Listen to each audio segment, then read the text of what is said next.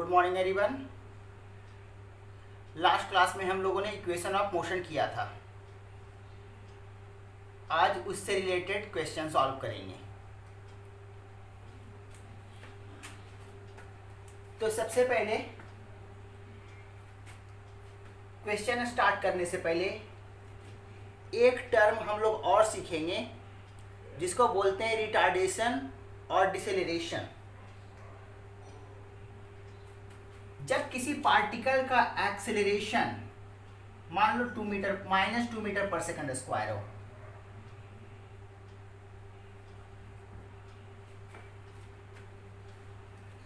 तो ये बता रहा है कि पार्टिकल का स्पीड डिक्रीज कर रहा है।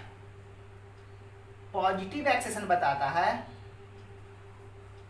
कि पार्टिकल का स्पीड इंक्रीज कर रहा है। नेगेटिव एक्सेशन बताता है कि पार्टिकल का स्पीड डिक्रीज कर रहा है। निगेटिव एक्सेलरेशन को हम लोग रिटार्डेशन भी बोलते हैं या डिसेलरेशन बोलते हैं। तो रिटार्डेशन या डिसेलरेशन है क्या? Negative acceleration. तो दोनों में रिलेट कैसे करेंगे? रिटार्डेशन और डिसेलरेशन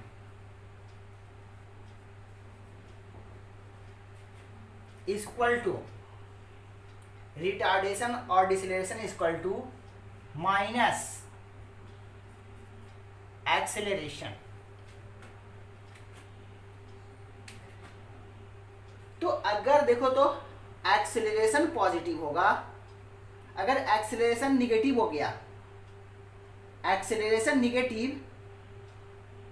एक्सेलरेशन इक्वल टू -2, तो यहां से मैं बोल सकता हूं रिटार्डेशन कितना, ये -2 रखूंगा तो -2 +2, तो एक्सेलरेशन निगेटिव तो रिटार्डेशन पॉजिटिव, क्योंकि दोनों एक दूसरे से माइनस साइन से रिलेट है।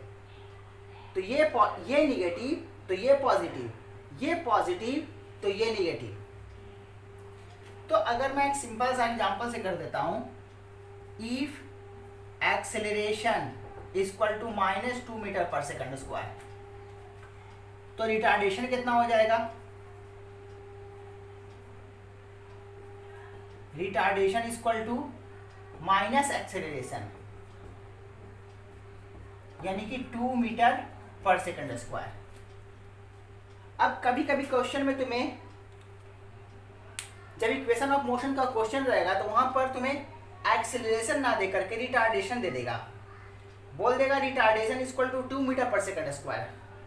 तो तुम्हें फार्मूला के अकॉर्डिंग एक्सेलरेशन यूज करना है, ना कि रिटार्डेशन।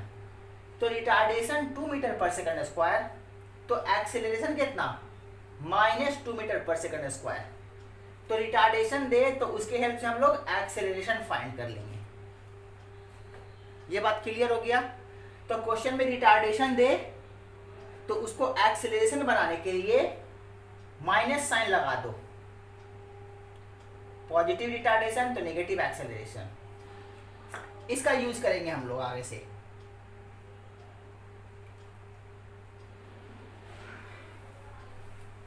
अब इससे रिलेटेड एक क्वेश्चन, मैं इक्वेशन ऑफ मोशन का क्वेश्चन स्टार्ट करने से पहले एक मैं क्वेश्चन करना चाहता हूं, जो डिफरेंशिएशन करके पोजीशन का कुछ पोजीशन अगर दिया हुआ हो और 2 बार हम लोग डिफरेंशिएट करें तो अपने को एक्सेलरेशन मिलता है। पहला बार डिफरेंशिएट करने से वेलोसिटी, दूसरा बार डिफरेंशिएट करने से एक्सेलरेशन। तो हम लोग पोजीशन को डिफरेंशिएट करके वेलोसिटी फाइंड करेंगे और वेलोसिटी को डिफरेंशिएट करके एक्सेलरेशन। तो एक क्वेश्चन है जो बहुत ही कॉमन क्वेश्चन है, करीब करीब हर बुक में मिल जाएगा आपको, कि किसी पार्टिकल का पोजीशन टाइम के साथ कैसे वेरी कर रहा है। The position of a particle varies with time as t equal to alpha x square plus beta x. Position time पर डिपेंड कर रहा है, लेकिन पोजीशन को टाइम के टर्म में नहीं दिया हुआ है, टाइम को पोजीशन के टर्म में दिया हुआ है, बीटा एक्स। देखो तो टाइम पोजीशन के टर्म में दिया हुआ है, तो पोजीशन टाइम के टर्म में बोल सकते हैं या टाइम पोजीशन के टर्म में। ज्यादा बेहतर है कि मैं इसको लिख दूं कि टाइम पोजीशन के टर्म में। The time of a particle varies with position as, इस तरह से। अब यहां से पूछेगा find retardation, find retardation of particle. तो हम लोग यहां रिटार्डेशन नहीं फाइंड करेंगे, फाइंड तो करेंगे एक्सेलरेशन, लेकिन उसमें माइनस साइन लगा देंगे तो अपने को बन जाएगा रिटार्डेशन। तो एक्सीलरेशन फाइंड करने के लिए क्या करते हैं हम लोग, देखो तो पहले तो पोजीशन और टाइम है, तो dx अपॉन dt से v बनेगा, और फिर v को मैं डिफरेंशिएट करूंगा तो अपने को a बनेगा। तो a तक पहुंचने के लिए पहले तो अपने को v चाहिए, और v पता चल जाएगा तो फिर v को डिफरेंशिएट करेंगे। तो यहां से हम लोग वही करने जा रहे हैं। अब यहां से कैसे करेंगे, वेलोसिटी फाइंड करने के लिए dx अपॉन dt t के रिस्पेक्ट में डिफरेंशिएट करना पड़ेगा। तो मैं क्या करूंगा, दोनों साइड डिफरेंशिएट करूंगा, इधर डिफरेंशिएशन तो इधर भी डिफरेंशिएशन। तो मैं करने क्या जा रहा हूं, क्वेश्चन तो मेरा यही है, तो मैं बोलता हूं डिफरेंशिएटिंग बोथ साइड्स, डिफरेंशिएटिंग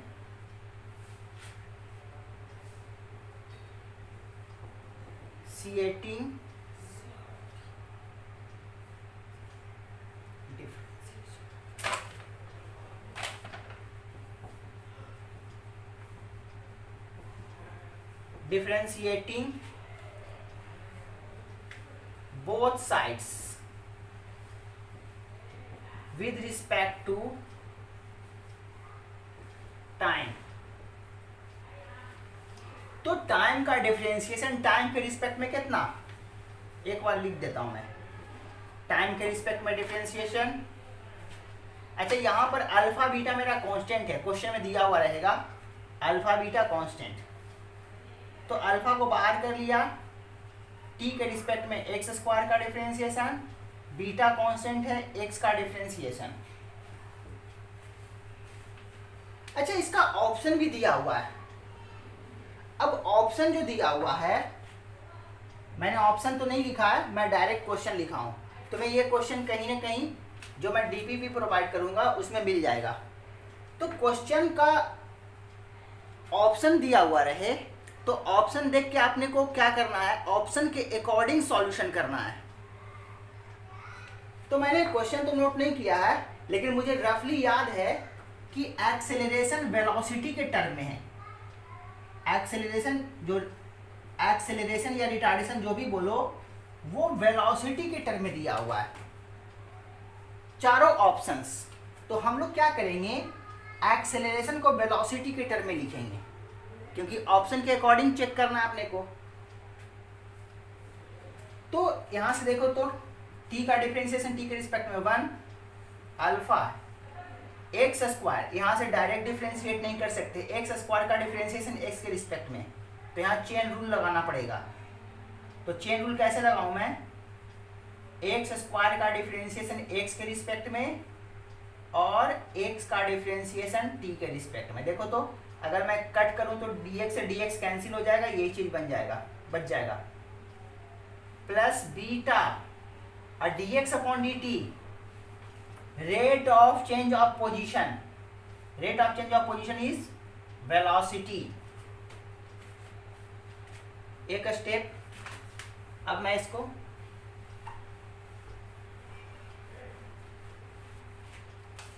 अब देखो तो इधर तो 1 अल्फा इसका differentiation 2x plus beta v।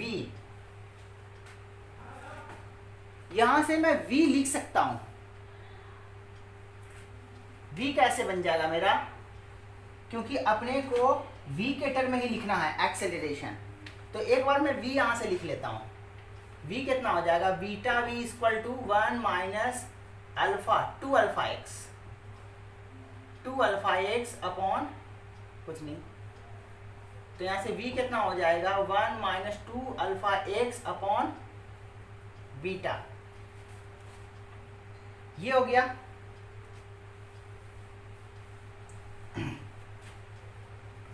अब वापस से देखो तो मैं इसको इसी इक्वेशन को, इसको इक्वेशन मैं 2 बोलता हूं, इसी को मैं फिर से डिफरेंशिएट करूंगा t के रिस्पेक्ट में। तो देखो तो dv अपॉन dt एक्सेलरेशन आ जाएगा। dv अपॉन dt एक्सेलरेशन ही तो लाना था अपना। तो मैं क्या करता हूं, differentiating equation 2 with respect to time. तो 1 का डिफरेंशिएशन 0, 2 अल्फा तो कांस्टेंट, और x का डिफरेंशिएशन t के रिस्पेक्ट में dx upon dt plus beta constant, v का डिफरेंशिएशन dv अपॉन dt, यही बनेगा मेरा एक्सेलरेशन। और ये तो मेरा वेलोसिटी है, तो वेलोसिटी कितना हो जाएगा 2 अल्फा v प्लस बीटा, और dv अपॉन dt क्या हो जाएगा a।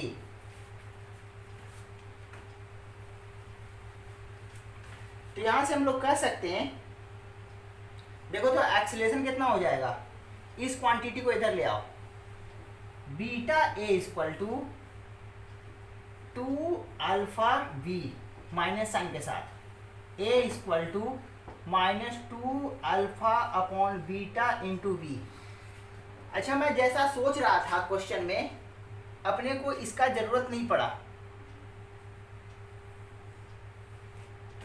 ये करने का, क्योंकि मैं जो क्वेश्चन सोच रहा था वो क्वेश्चन ये नहीं है, उससे सिंपल क्वेश्चन है ये।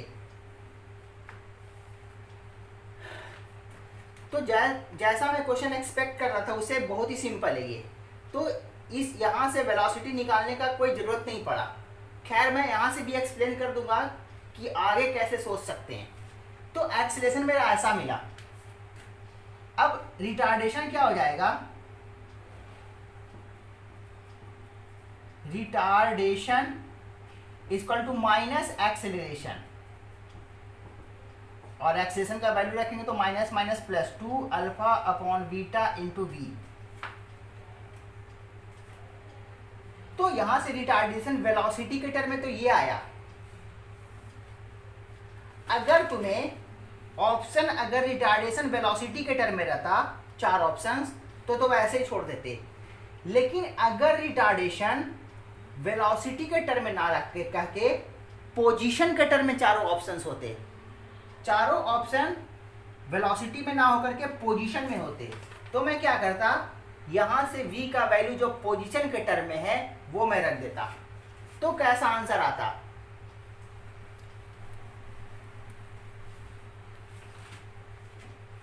देखो तो यहां से रिटार्डेशन कितना आ जाता,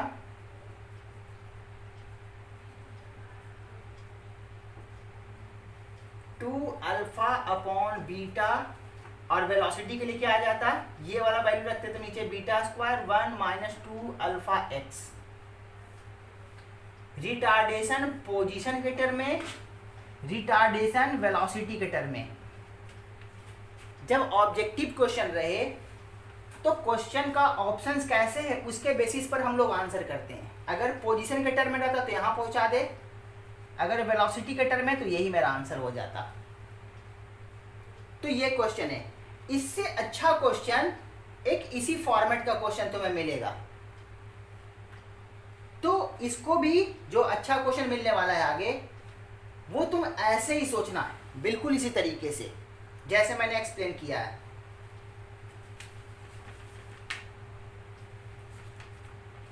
अब हम लोग आगे बढ़ेंगे।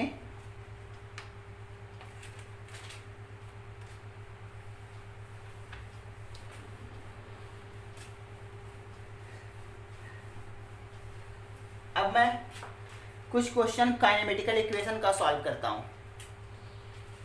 जितने इक्वेशन ऑफ मोशन तुमने सीखे हैं इसके बहुत वैरायटी के क्वेश्चंस होते हैं, तो बहुत ज़्यादा वैरायटी के तो नहीं कर सकते हम लोग, तुम्हें ही प्रैक्टिस करना पड़ेगा।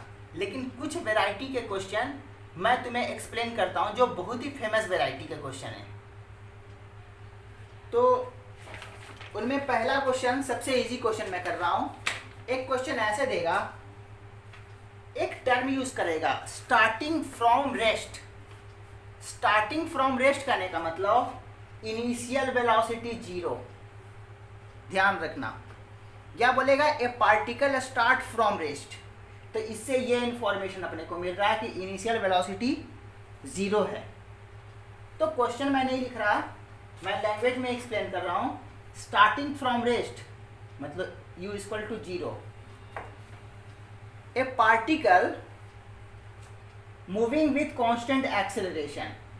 क्या बोला, acceleration constant. A particle moving with constant acceleration travels s1 distance in first 10 second। First 10 second मतलब distance travelled in t equal to 0 to t equal to 10 second. देख लो लैंग्वेज दिए हुए, लैंग्वेज के बिना मैं सिचुएशन को दिखा रहा हूँ। Distance travel in 0 to 10 second equal to s1 and distance travel in next 10 second. पहले 10 सेकंड में s1, दूसरे 10 सेकंड मतलब t equal to 10 second to t equal to 20 second. पहले 10 सेकंड में s1, दूसरे 10 सेकंड में s2 डिस्टेंस चला। Starting from rest A particle moving with constant acceleration travels s1 distance in first 10 second and s2 distance in next and s2 distance in next 10 second. Then find relation between s1 and s2. Find relation between s1 and s2. इसको तुम भी सोच सकते हो, तुम भी solve कर सकते हो, इतना टफ नहीं है ये। लेकिन एक अच्छे मेथड से सॉल्व करना मायने रखता है। तो तुम कैसे सोच सकते हो वो तो तुम देखोगे, लेकिन इसको कैसे स्टैंडर्ड मेथड से सोचते हैं वो मैं एक्सप्लेन कर रहा हूं। क्वेश्चन तुम्हें पता है, क्वेश्चन के अकॉर्डिंग सिचुएशन क्रिएट करता हूँ। t इक्वल टू 0 से t इक्वल टू 10 सेकंड में s1 डिस्टेंस और नेक्स्ट 10 सेकंड में यानी कि 20 सेकंड s2 डिस्टेंस। u 0 था। अब ये डिस्टेंस तुम कैसे लिखोगे, ये तो बड़ा आसानी से लिख दोगे। अच्छा, आपको तुमको रिलेट करना है, रिलेट करना है दोनों को। तो मान लेते हैं एक्सेलरेशन तो दिया नहीं, सिर्फ बोला कांस्टेंट एक्सेलरेशन, तो मैं एक्सेलरेशन बोल देता हूं a। एक्सेलरेशन बोल देता हूं a। कांस्टेंट एक्सेलरेशन है तो इक्वेशन ऑफ मोशन हम लोग यूज कर सकते हैं। कांस्टेंट एक्सेलरेशन दिया है इसीलिए इक्वेशन ऑफ मोशन यूज करेंगे। ये दिमाग में तुम बैठा के रखना, क्योंकि कहीं भी इक्वेशन ऑफ मोशन यूज नहीं करते, जहां एक्सेलरेशन कांस्टेंट होता है वहीं यूज करते हैं। तो एक्सेलरेशन कांस्टेंट है तो ये तो मैं फाइंड कर सकता हूँ एक टर्म में। s1 इक्वल टू u तो 0, ut प्लस हाफ a कितना, एक्सेलरेशन a मान लेता हूँ, और टाइम कितना 10 का स्क्वायर कितना हो जाएगा ये तो 0, 100, 50a।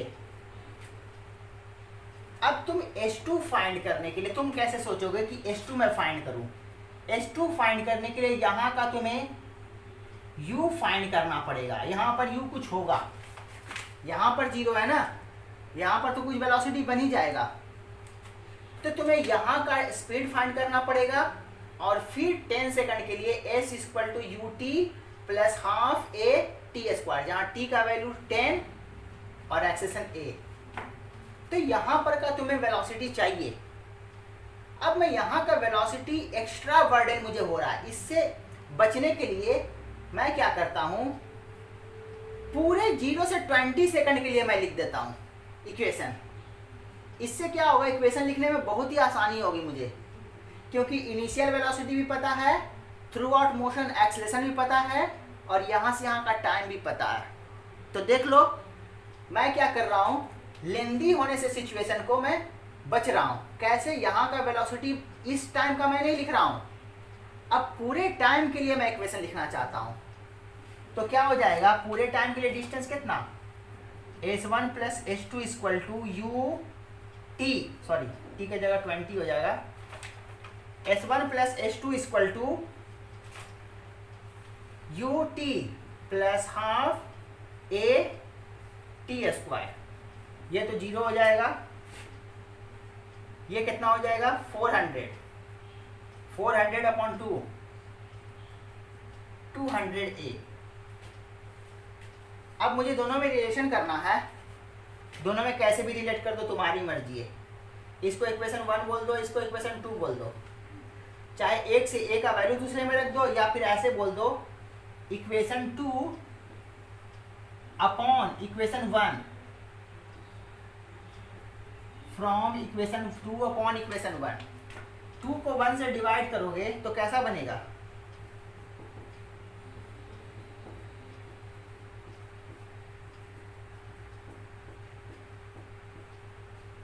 s1 प्लस s2 equal to 4s1, s2 equal to 3s1।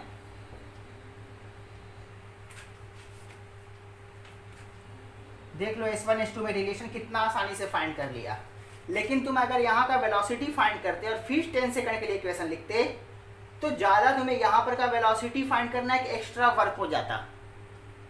और देख लो मैंने कितना आसानी से फाइंड किया। तो ये सब ट्रिक यूज़ किया करना आगे से, एक क्वेश्चन के बाद आगे से ऐसे सोचने तुम्हें आना चाहिए कि कैसे मुझे प्रोसीड करना है। इसके आगे भी क्वेश्चन इसी फॉर्मेट के क्वेश्चन जो 2 का मैंने रिलेट करवाया है वो 3 को तुमसे रिलेट करने के लिए पूछ सकता है। तो तुम्हें तरीका तो पता चल चुका है, आगे सोच लोगे ऐसे ही। तो इस फॉर्मेट से तुम्हें सोचना है आगे से। अब मैं नेक्स्ट क्वेश्चन पर आता हूं।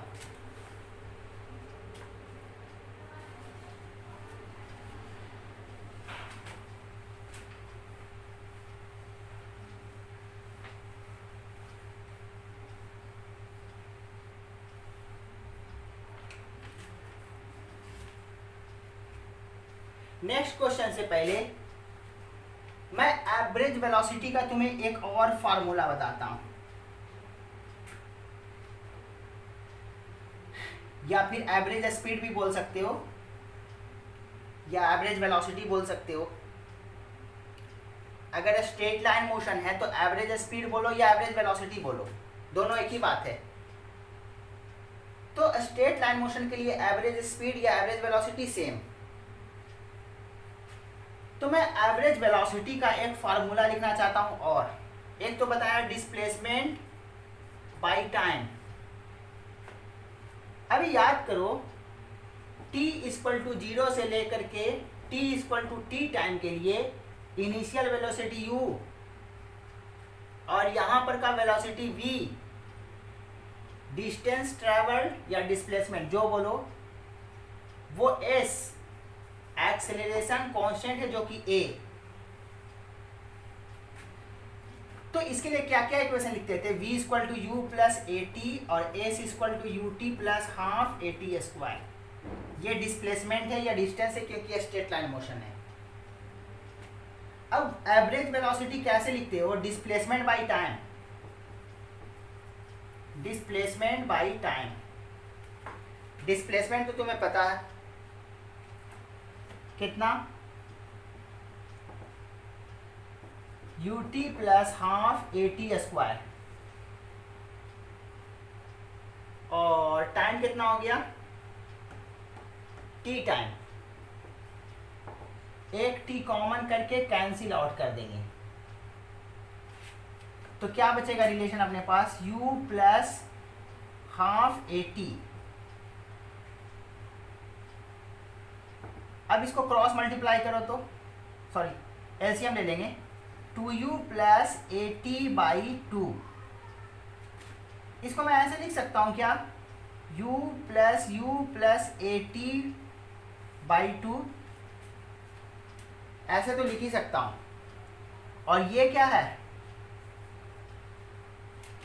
तो मेरा फार्मूला क्या बन जाएगा, u प्लस वी बाई 2। ये फार्मूला तुम 9th में पढ़े होगे, लेकिन कैसे आया ये अब अच्छे से समझ में आ रहा होगा।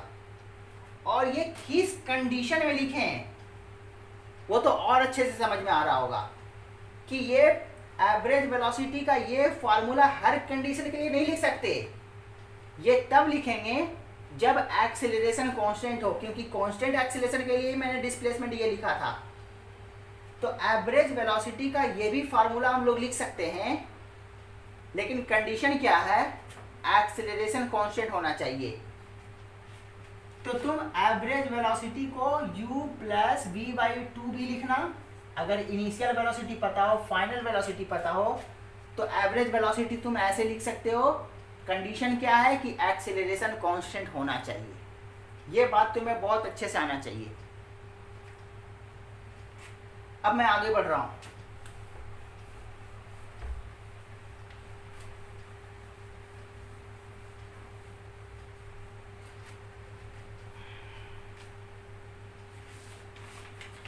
अब हम लोग नेक्स्ट क्वेश्चन करेंगे।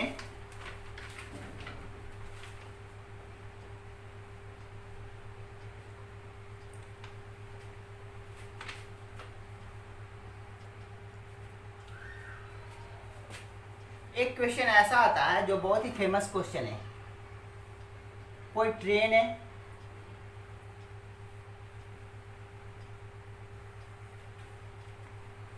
जिसका ये फ्रंट एंड ए है, बैक एंड बी है, इसका लेंथ एल है। सारा क्वेश्चन में दिया हुआ रहेगा तुम्हें। क्वेश्चन ये रहेगा कि ये कांस्टेंट एक्सेलरेशन से मूव कर रहा है। कांस्टेंट एक्सेलरेशन सुनते ही अपने को दिमाग में ये स्ट्राइक करना चाहिए कि हम लोग इक्वेशन ऑफ मोशन यूज कर सकते हैं। अब क्वेश्चन ये देगा, यहाँ एक पोल है, इसके रास्ते पर नहीं है, कहीं साइड में।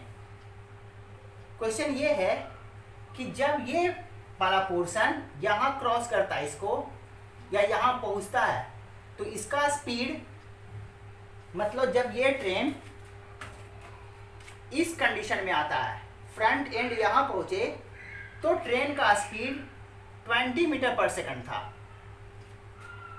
लेकिन जब बैक एंड यहाँ पहुँच जाए, मतलब ट्रेन ऐसे हो जाए इस पोजीशन पर, बैक एंड पहुँच जाए पोल के पास, तो ट्रेन का स्पीड 30 मीटर पर सेकंड होता है।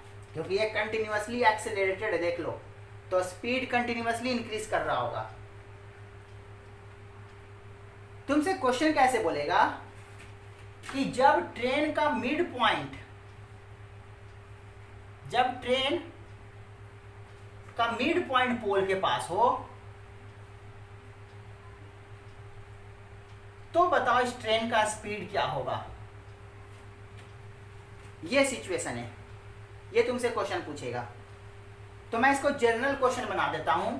मैं बोलता हूं कि जब पोल के पास ये एंड पहुंचा था तो v1 स्पीड, जब ये स्पीड ये पहुंचा तो v2 स्पीड। तो जब ट्रेन का मिड पॉइंट पोल के पास होगा तो ट्रेन का स्पीड क्या, क्वेश्चन लिख दे रहा हूं, find speed of train when its midpoint crosses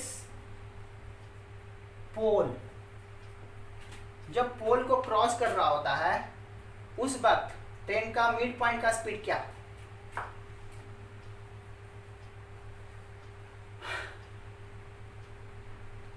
तो तुम इसको ऐसे समझो, इसको मैं तीन सिचुएशन दिखा रहा हूं। एक सिचुएशन तो जो फाइंड करना वो यहां है, एक सिचुएशन ये पहला सिचुएशन तो यही था, फर्स्ट सिचुएशन, सेकंड सिचुएशन ये होगा, और फाइनल सिचुएशन ये होगा ट्रेन का। ये पोल है,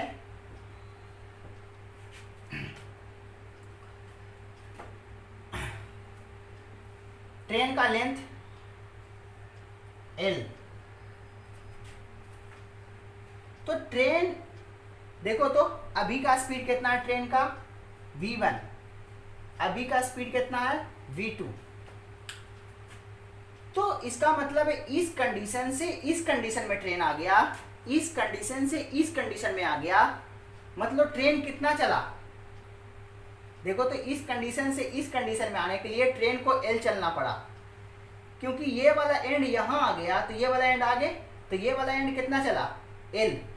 तो मैं बोल सकता हूं इस कंडीशन से इस कंडीशन आने में ट्रेन को L डिस्टेंस चलना पड़ा। L डिस्टेंस चला तो उसका स्पीड v1 से v2 हो गया। L डिस्टेंस चलने पर v1 से v2 का स्पीड हो गया, एक्सेलरेशन a है। इन चारों में कौन सा रिलेशन यूज करूं? देखो तो third equation of motion, v square equal to u square plus 2as। Final कितना? v2 square equal to v1 square plus 2as। s की जगह कितना चला था? L।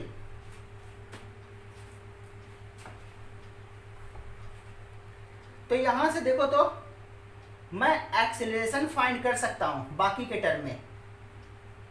एक्सेलरेशन इक्वल टू कितना हो जाएगा? v2 square minus v1 square upon 2l। अब क्या अपने को पता करना है कि जब ट्रेन इस कंडीशन से इस कंडीशन में आया, मतलब ट्रेन कितना चला? L/2। L/2 डिस्टेंस चलने में कितना speed?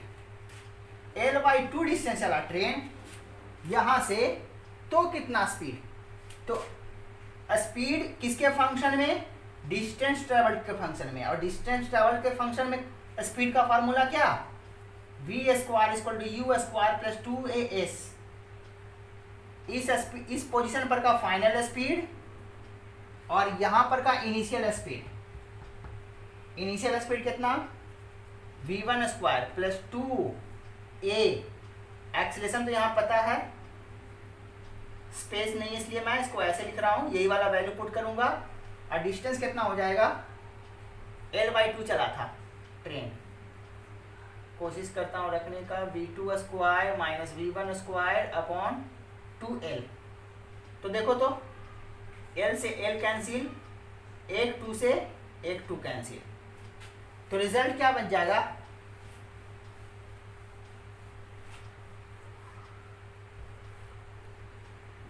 v square equal to v1 square plus यहां से कितना हो जाएगा? v2 square minus v1 square upon 2। यहां से ये क्रॉस मल्टीप्लाई कर दूंगा, 2v1 square plus v2 square minus v1 square upon 2, जो कि फाइनल रिजल्ट बन जाएगा v1 square plus v2 square upon 2।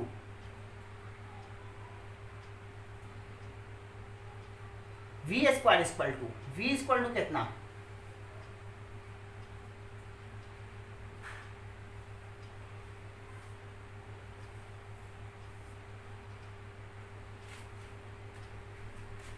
देख लो, जब मिड पॉइंट पर ट्रेन रहेगा तो उसका स्पीड ऐसा बनेगा।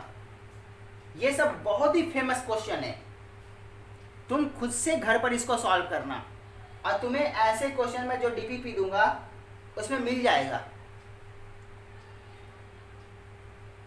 तो ये क्वेश्चन तुम खुद से घर पर प्रैक्टिस करना। अब मैं आगे कर रहा हूं नेक्स्ट क्वेश्चन।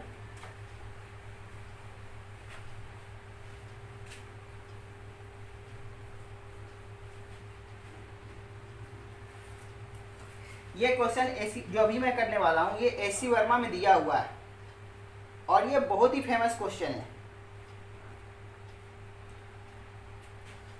क्वेश्चन में तुम एसी वर्मा का बुक में देखना, मैं क्वेश्चन रीड कर रहा हूं।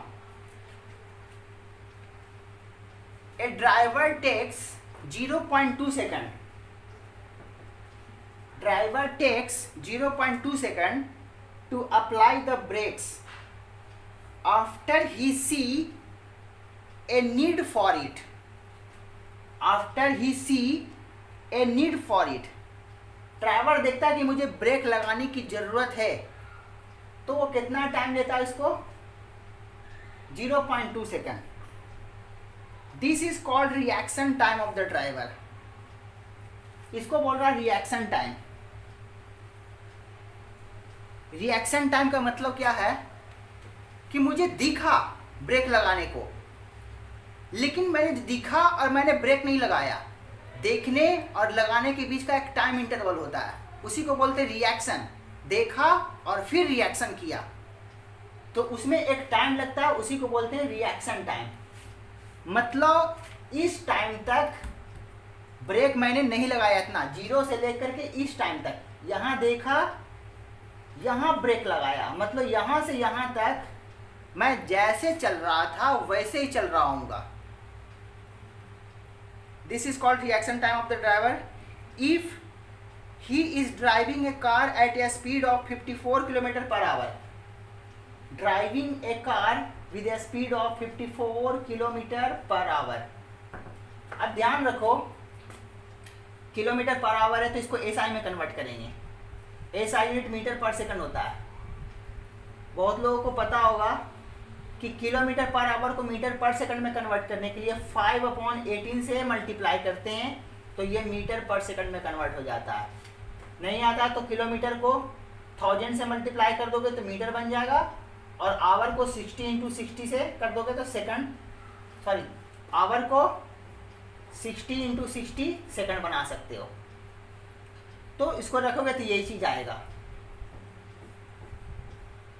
15 metre per second. 54 kilometre per hour यानी 15 मीटर पर सेकंड इस स्पीड से चल रहा था। तो मैं बोल सकता हूं किस स्पीड से चल रहा था वो? 15 मीटर पर सेकंड से।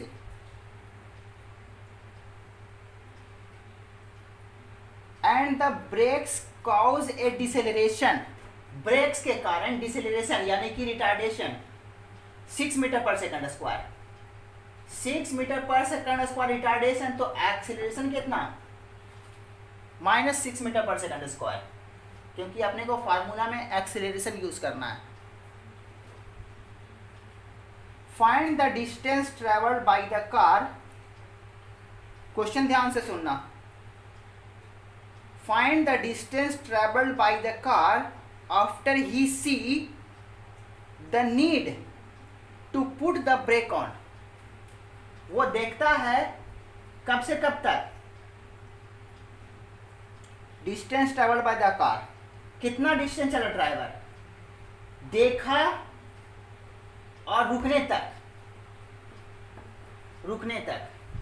तो अब इसको कैसे देखोगे तुम? मेरे हिसाब से जो मैंने क्वेश्चन एक्सप्लेन कर दिया, तो अब तुम्हें क्वेश्चन, अब तुम्हें आंसर आना चाहिए। तो यहां से तुम वीडियो पॉज करके खुद से सॉल्व करने की कोशिश करना, क्योंकि मैंने क्वेश्चन बहुत अच्छे से एक्सप्लेन कर दिया।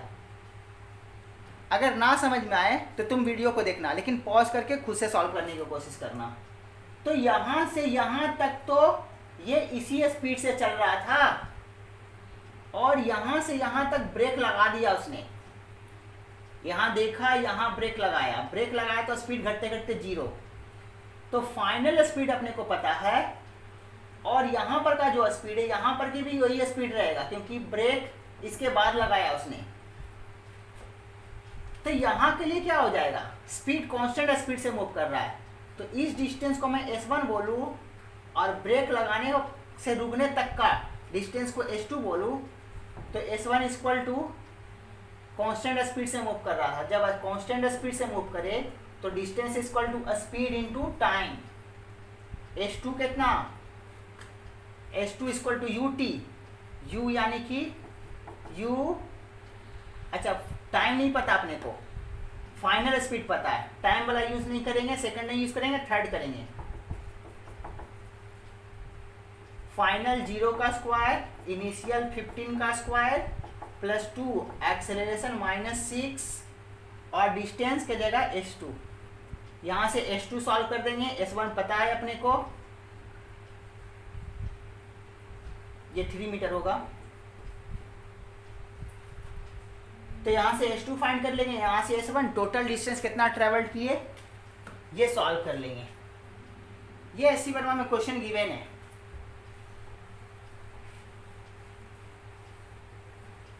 एससी वर्मा का एक और क्वेश्चन है जो इससे अच्छा है।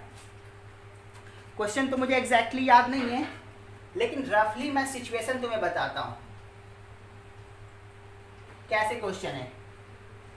क्वेश्चन ऐसे है कि एक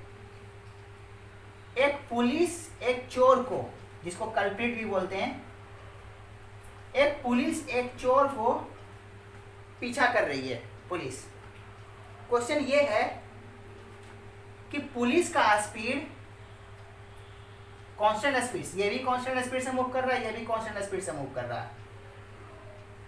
पुलिस का स्पीड 90 किलोमीटर पर आवर और चोर का स्पीड 72 किलोमीटर पर आवर। इसको मीटर पर सेकंड में कन्वर्ट करोगे तो पुलिस का स्पीड आएगा 25 मीटर पर सेकंड और चोर का स्पीड आएगा 20 मीटर पर सेकंड।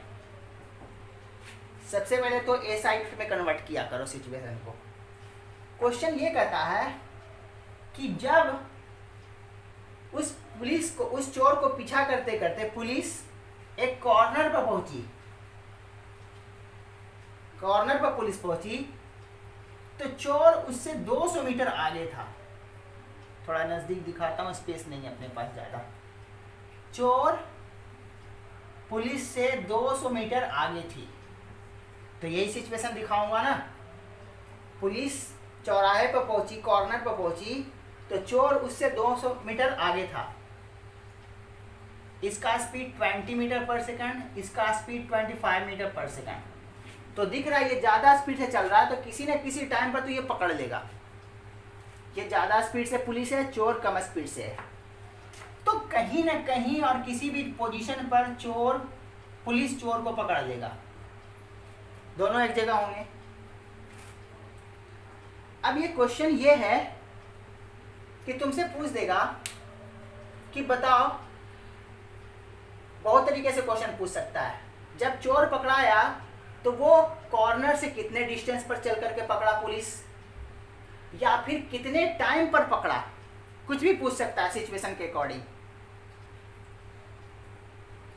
तो हम लोग कैसे सोचेंगे, यहां पकड़ा गया तो देखो, तो इनिशियल सिचुएशन ये था, फाइनल सिचुएशन है कि चोर और पुलिस पकड़ा गया वो टी टाइम पर, और जब चोर यहां था तो पुलिस यहां था। तो इनिशियल सिचुएशन है कि चोर यहाँ है, पुलिस यहाँ है, तो इनिशियल सिचुएशन मतलब t = 0। t = 0 पर पुलिस यहाँ, चोर यहाँ, और t टाइम पर दोनों यहाँ। तुमसे पूछ सकता है कितना टाइम पर पकड़ाया, टाइम भी बता सकते हैं। पुलिस कितना डिस्टेंस चल के चोर को पकड़ा, तो इतना डिस्टेंस चल के पकड़ा। चोर कितना डिस्टेंस चला, इतना डिस्टेंस। अब इसको कैसे सॉल्व करेंगे, सबसे पहले तो मैं टाइम निकालना चाहता हूं। तो देखो, तो टी टाइम में चोर कितना चला, ये डिस्टेंस कवर बाय कल्प्रिट, और ये distance covered bye police. T time में चोर यहां से आया, टी टाइम में पुलिस यहां से यहां चला। अब देखो तो बहुत आसानी से दिख रहा है कि मैं 200 में डिस्टेंस कवर्ड बाय चोर को ऐड कर दूं तो ये डिस्टेंस ट्रेवल्ड बाय पुलिस है। This distance is equal to this distance plus this distance. अब मैं कितना आसानी से लिख सकता हूं, SP = 200 plus distance covered by चोर। पुलिस का डिस्टेंस कितना स्पीड कांस्टेंट है, एक्सेलेरेशन उक्सेलेरेशन का बात है नहीं, स्पीड कांस्टेंट है, तो distance equal to speed into time, t time, 25 into t 220 t, इसको इधर ले आएंगे 5t इक्वल टू 200, 40 सेकंड में पुलिस चोर को पकड़ लेगा, पता चल गया। तो पुलिस कितना डिस्टेंस चला होगा, पुलिस का स्पीड 25 था, 40 सेकंड तक चला, 1000 मीटर 1 किलोमीटर चल के पकड़ लिया। तो ये सब इस तरह से सोचना है तुम्हें। तो ऐसी वर्मा में ये भी क्वेश्चन दिया हुआ है, तुम इसको सॉल्व कर सकते हो, खुद से करना, मैंने सिखा दिया। अब तुम बुक खोलना और सेम क्वेश्चन को सॉल्व करने की कोशिश करना खुद से। इसको दोबारा से तुम रिपीट मत करना कि मैंने जो पढ़ाया उसको देखो, वीडियो देख करके खुद से सॉल्व करने की कोशिश करना। फिर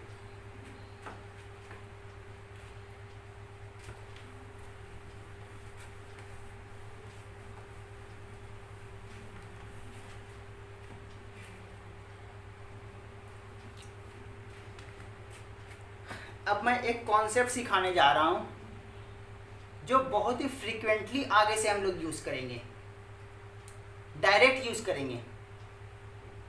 वो कॉन्सेप्ट क्या है, बहुत अच्छा कॉन्सेप्ट है। मान लो कोई पार्टिकल 0 से स्टार्ट किया, उसका एक्सेलरेशन a है, a एक्सेलरेशन से एक्सेलरेट कर रहा है, तो स्पीड बढ़ रहा है, तो किसी टाइम उसका स्पीड कितना हो गया v, सही है, किसी टाइम पर।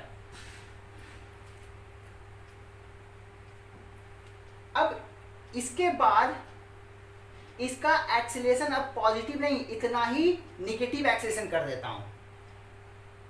यहां से यहां तक तो एक्सेलरेटेड था, अब मैं मोशन को रिटार्डेशन कर देता हूं। इसके बाद एक्सेलरेशन कितना, -a, पहले यहां से यहां पॉजिटिव एक्सेलरेशन, फिर निगेटिव एक्सेलरेशन। अब स्पीड घटना शुरू होगा, स्पीड घटते घटते कहीं पर स्पीड तुम्हारा फाइनल वेलोसिटी 0 हो जाएगा।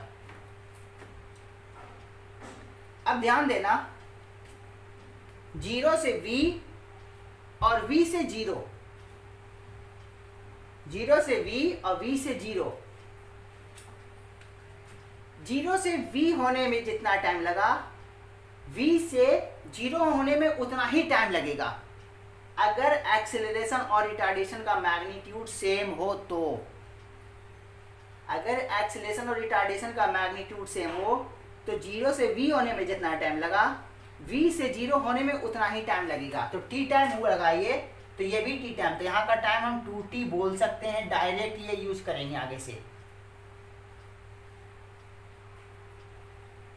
कंफ्यूजन ना हो इसलिए मैं इसको टाइम लिख देता हूं, टाइम t, यहां पर का टाइम 2t। ये बात बहुत अच्छे से तुम्हें आना चाहिए।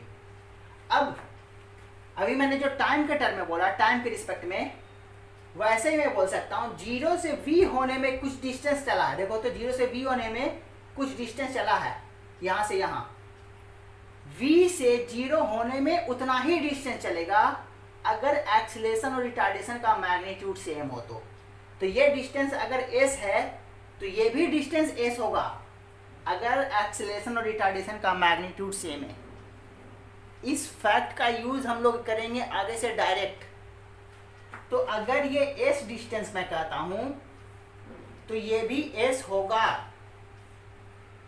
क्यों? क्योंकि एक्सेलरेशन और रिटार्डेशन का मैग्नीट्यूड सेम है। तो 0 से v होने में जितना डिस्टेंस चलेगा, v से 0 होने में उतना ही डिस्टेंस।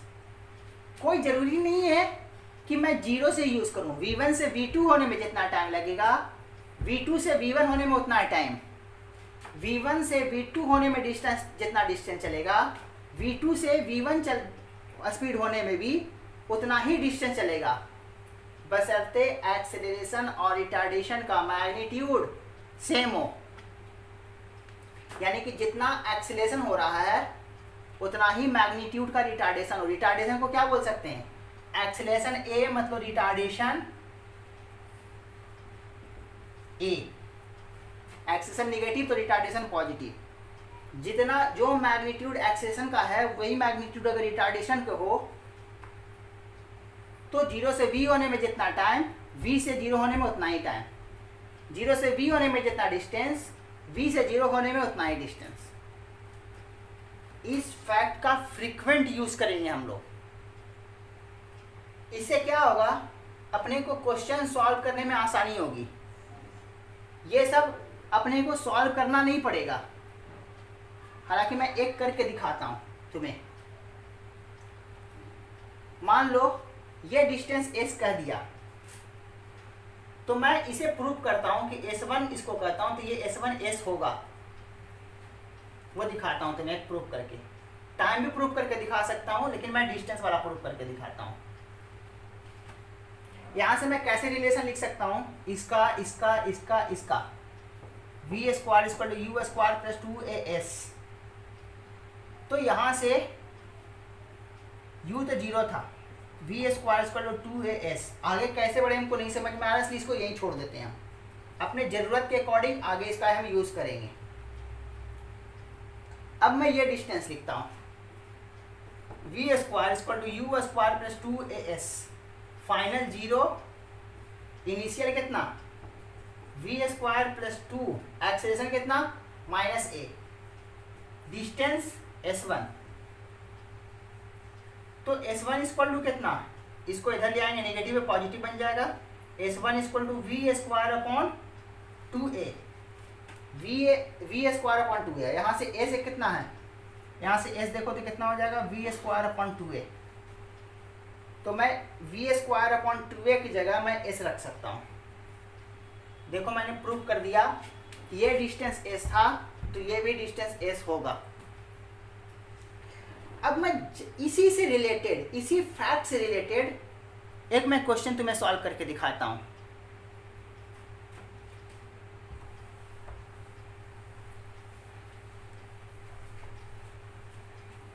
वो क्वेश्चन कैसे है,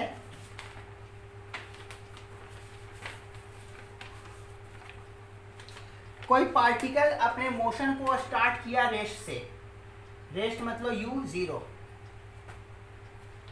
जो मैं तुम्हें डीबीपी दूंगा उसमें ये क्वेश्चन दिया हुआ है। रेस से स्टार्ट किया और कांस्टेंट एक्सेलरेशन से ये चला। एक्सेलरेशन का मैग्नीट्यूड नहीं दिया, अच्छा एक्सेलरेशन का मैग्नीट्यूड दिया हुआ है, गिवन है। ये एक्सेलरेशन कांस्टेंट है जो कि a है, ये कांस्टेंट है, बता दिया है। और ये बोल रहा है कि कितना टाइम तक t equal to t time तक चलाइए इसी कांस्टेंट एक्सीलरेशन से। फिर ये बोलता है इसके बाद इसका, इस टाइम के बाद इसका रिटार्डेशन शुरू हो गया, तो एक्सीलरेशन कितना हो जाएगा, -a। दिख रहा होगा, एक्सीलरेशन इक्वल टू -a। और कहीं नेगेटिव एक्सेलरेशन किया तो कहीं पर जाके क्या हो गया होगा, वेलोसिटी 0 हो गया होगा। मैं इधर दिखा दे रहा हूँ, सीधा नहीं जगह है। तो क्वेश्चन में ये बोल रहा है कि इसका एवरेज वेलोसिटी बताओ। 0 से u0 से कुछ v बना होगा, एक्सेलरेशन कितना था a, यहाँ एक्सेलरेशन कितना है -a, और फाइनल वेलोसिटी क्या हो गया 0। क्वेश्चन में बोला है, ये v नहीं पता अपने को, बोला कि t टाइम तक चला। तो ये अभी तुरंत मैंने एक्सप्लेन किया कि 0 से v होने में जितना टाइम लगेगा, v से 0 होने में उतना ही टाइम। क्वेश्चन क्या था कि पूरे जर्नी के लिए एवरेज वेलोसिटी बताओ। एवरेज स्पीड बोलो या एवरेज वेलोसिटी है, स्ट्रेट लाइन मोशन है तो कोई फर्क नहीं पड़ेगा, ये पूछ रहा है। तो average velocity equal to displacement upon time. Time, ये टाइम t तो ये भी टाइम t, तो टोटल टाइम कितना 2t। तो एवरेज वेलोसिटी में टाइम कितना 2t। अब अपने को डिस्प्लेसमेंट निकालना है। ये जितना डिस्टेंस चलेगा ये भी उतना ही डिस्टेंस होगा। तो मैं सिर्फ ये डिस्टेंस फाइंड कर देता हूँ और डबल से मल्टीप्लाई कर दो, 2 से मल्टीप्लाई कर दूंगा तो टोटल डिस्टेंस हो जाएगा, क्योंकि अभी मैंने एक्सप्लेन किया था। तो मैं ये डिस्टेंस कैसे लिखूं? इनिशियल स्पीड पता है, एक्सेलेरेशन पता है, टाइम पता है, तो displacement equal to u t plus half a t square. U zero, सबको जीरो कर देगा, हाफ एक्सेलेरेशन ए और टाइम कैपिटल टी। ये एस तो ये भी एस, तो टोटल डिस्प्लेसमेंट कितना? 2s।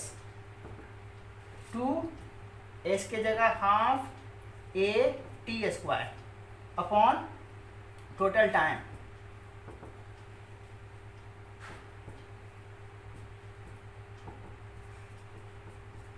देख लो क्वेश्चन कैसे कैसे पूछते हैं।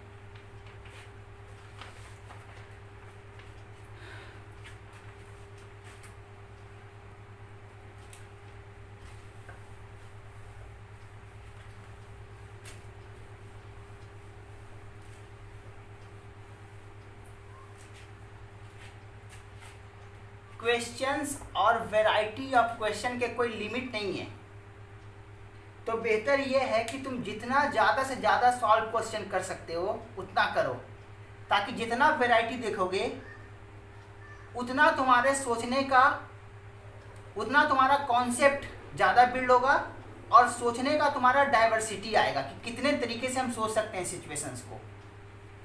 तो तुम मैक्सिमम क्वेश्चन सॉल्व करो। लास्ट क्लास में जो मैंने तुम्हें डीपीपी दिया था उसके क्वेश्चन भी सॉल्व करो। एक मैं और क्वेश्चन दिखाता हूं। ये क्वेश्चन अब कांस्टेंट एक्सीलरेशन से नहीं है, मतलब काइनेमेटिकल इक्वेशन जिसको इक्वेशन ऑफ मोशन बोलते हैं उससे सॉल्व नहीं करेंगे, अब जनरल मेथड से, क्योंकि एक्सीलरेशन मैं कांस्टेंट नहीं देने वाला हूं। तो कांस्टेंट एक्सीलरेशन नहीं है तो इसका मैं सबसे इजी फॉर्मेट वाला क्वेश्चन करता हूं, जब एक्सीलरेशन कांस्टेंट ना हो तो। याद करो, जब एक्सीलरेशन कांस्टेंट होता है तो इनिशियल स्पीड u और t टाइम डिस्टेंस ट्रेवल्ड या velocity. Initial speed u, final velocity v। Acceleration constant हो तो इक्वेशन कैसे लिखते हैं? v equal to u plus a t, यही होगा ना। लेकिन अगर एक्सीलरेशन मैं ऐसे देता हूं, एक्सीलरेशन को मैं a नहीं बोलता, एक्सीलरेशन को f बोल देता हूं। f इसलिए बोला जाता है क्योंकि क्वेश्चन के अकॉर्डिंग ऐसे लिखते हैं acceleration. Acceleration equal to a into t. अब यहाँ a का मतलब एक्सीलरेशन नहीं है, जब तक कि a को एक्सीलरेशन नहीं बोले तब तक हम एक्सीलरेशन नहीं मानेंगे। ये कोई कांस्टेंट है। तुम्हारा जो डीपीपी देंगे दिया हुआ है उसमें भी ये क्वेश्चन दिया हुआ है डीपीपी में। तो एक्सेलरेशन किसी पार्टिकल का f को एक्सेलरेशन बोला है, वो देखो तो टाइम पर डिपेंडेंट है। अगर पार्टिकल का इनिशियल वेलोसिटी u है, फाइनल वेलोसिटी v है, तो जो फाइनल वेलोसिटी टाइम के टर्म में लिखते हैं कांस्टेंट एक्सेलरेशन के साथ, ऐसा वेरिएबल एक्सेलरेशन के साथ कैसा रिलेशन होगा? अगर मैं फाइनल वेलोसिटी को टाइम के टर्म में लिखूं इस एक्सेलरेशन के साथ, तो कैसा वेलोसिटी का इक्वेशन बनेगा? ये इसके 4 ऑप्शन भी तुम्हें दिए हुए रहेंगे, तो मैं सॉल्व करके दिखाता हूं। यहाँ एक्सेलरेशन को f बोला, अब इसको मैं क्या करता हूं, अच्छा मैं रहने देता हूं सिचुएशन के अकॉर्डिंग। ये एक्सेलरेशन है, क्वेश्चन में ये बोला, तो मुझे फाइनल वेलोसिटी टाइम के टर्म में, इनिशियल वेलोसिटी के टर्म में लिखना है, जहां a यहाँ कांस्टेंट है और इसमें इसके अकॉर्डिंग तो a एक्सेलरेशन है। तो मैं ये लिखना चाहता हूं इस इक्वेशन का। तो जैसे मैंने इसको फाइंड किया था, याद करो इंटीग्रेशन, अगर तुम्हें ये करने आता है तो तुम ये भी कर सकते हो। और मेरे हिसाब से तो तुम खुद ही कोशिश करना, वीडियो पॉज करना और खुद से सॉल्व करना। और इस फॉर्मेट में देखो तो कैसा आ रहा है v। मैं एक्सप्लेन कर रहा हूँ। एक्सीलरेशन को लिख सकते हैं dv अपॉन dt, क्योंकि एक्सीलरेशन से वेलोसिटी लिखना है तो फिर अपने को इंटीग्रेशन भी करना पड़ेगा। एक्सीलरेशन को dv upon dt at, dv equal to at dt, दोनों साइड अब उतना मैं लैंग्वेज नहीं लिख रहा, दोनों साइड इंटीग्रेट कर रहा हूँ। एक कांस्टेंट था, बाहर कर लिया। जीरो टाइम पर स्पीड u था, t टाइम पर स्पीड v है। dv का integration v, upper limit v, lower limit u।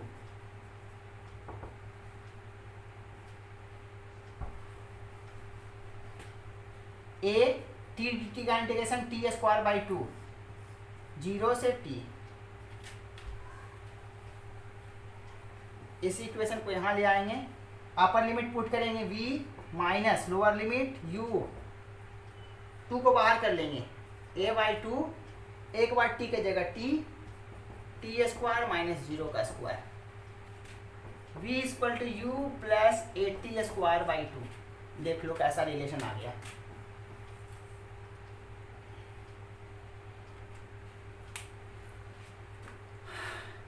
तो अब तक मैंने जितना पढ़ाया है उसके अकॉर्डिंग डीपीपी में मैंने जितने क्वेश्चन दिए हैं उसके सारे क्वेश्चन तुम सॉल्व करो।